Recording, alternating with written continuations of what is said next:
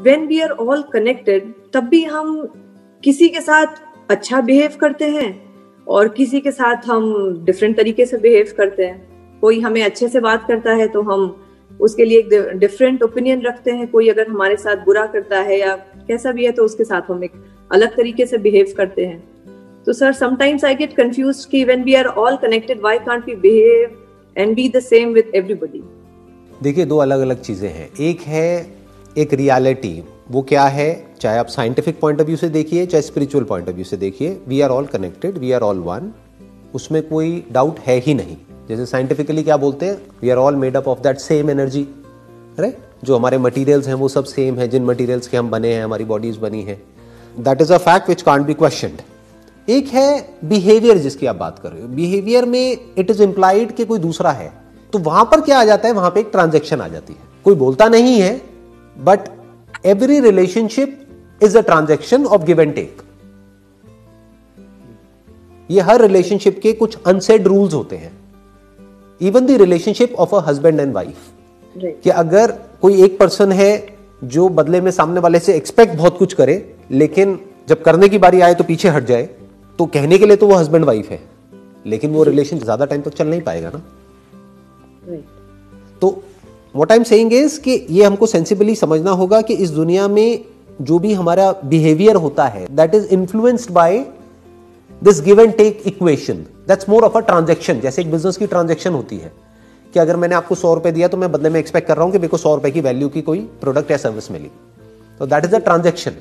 ऐसे ही एक ट्रांजैक्शन होती है फ्रेंड्स के बीच में, रिलेटिव्स के बीच में, सबके बीच में। और फ्रेंड्स का मतलब ये नहीं है कि फ्रेंड्स मैंने बोल दिया तो उसकी कोई सब कैटेगरीज नहीं है। फ्रेंड्स भी अलग अलग तरह के होते हैं। एक फ्रेंड होते हैं जो हमको पता है कि ये फ्रेंड है ही टाइम पास के लिए। फॉर एग्जाम्पल, कि हमको पता है कि हम अपने काम से आए, बहुत स्ट्रेस्ड आउट है, अपनी लाइफ से स्ट्रेस्ड आउट हैं, अब हम वहाँ पे जा रहे हैं, हल्की फुल्की बातें कर रहे हैं, हंस रहे हैं, थोड़ा सा हमने टाइम स्पेंड किया, साथ में लंच किया, डिनर किया, वो अपने घर, हम अपने घर। अब वहाँ पे हम एक्सपेक्ट करने लग जाए कि वो हमारे इमोशंस को क्यों नहीं समझ रहा, हमारी फीलिंग्स को क्यों नहीं समझ रहा, तो हम थोड़ा गड़बड़ कर रहे हैं। वो रिलेशनशिप अलग है, वो फ्रेंड्स अलग है। वो ज्यादातर स्कूल कॉलेज में बन जाते हैं। जो स्कूल कॉलेज की जो फ्रेंडशिप्स होती हैं, वहां पर एक इमोशनल एक अलग ही बॉन्ड होता है, क्योंकि हम साथ में ग्रो कर रहे होते हैं। उसके बाद में जब लोगों का अपना माइंड एक लेवल पे डेवलप हो जाता है, तो रिलेशनशिप अलग अलग तरह की होती है। फॉर एग्जाम्पल, आप ऑफिस में किसी के साथ में काम कर रहे हैं, तो वो भी कहने के लिए फ्रेंड है, बट एक्चुअल में वो आपका फ्रेंड नहीं है, वो आपका कलीग है। तो उसमें हमको मिक्स नहीं करना है कि वहां पे जाकर के हम अपने सारी बातें बता रहे हैं, फिर वो आगे बता रहे हैं, फिर हम कह रहे हैं देखो उसने मेरे साथ में क्या कर दिया। अरे वो एक अलग रिलेशनशिप है। तो वी हैव टू अंडरस्टैंड कि वो जो रिलेशनशिप है, जो भी रिलेशनशिप हमारी जिसके भी साथ में है, उसके क्या रूल्स हैं, वो सामने वाले को क्लियर नहीं भी है तो हमारे माइंड में क्लियर होने चाहिए। तो कभी भी हमारा कॉन्फ्लिक्ट नहीं होगा किसी भी रिलेशनशिप में।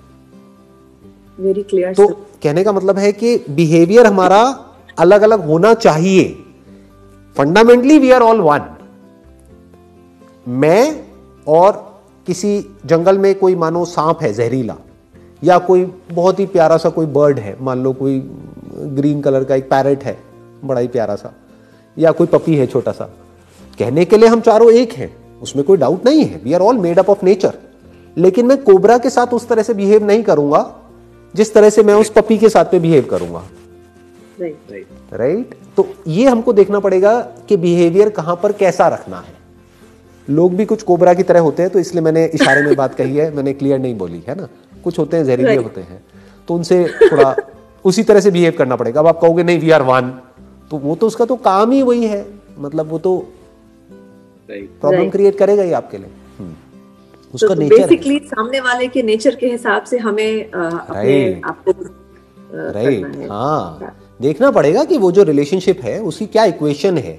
इसीलिए कहते हैं कि बहुत जल्दी किसी भी रिलेशनशिप में कोई कमिटमेंट नहीं करना चाहिए, या बहुत जल्दी अपना सब कुछ रिवील नहीं करना चाहिए किसी भी रिलेशनशिप में। आराम से देखना चाहिए, सोचना चाहिए, समझना चाहिए कि ये रिलेशनशिप किस डायरेक्शन में जा रही है, फिर बोलना चाहिए, फिर कुछ सामने वाले को कमिट करना चाहिए। Ideally under commit and over deliver, that must be the golden rule of a relationship, of any relationship for that matter. क्योंकि मैंने क्या कहा, रिलेशनशिप नहीं होती, एक ट्रांजैक्शन होती है। तो कम बोल के ज्यादा डिलीवर कर दो तो वो रिलेशनशिप अच्छी चल जाएगी।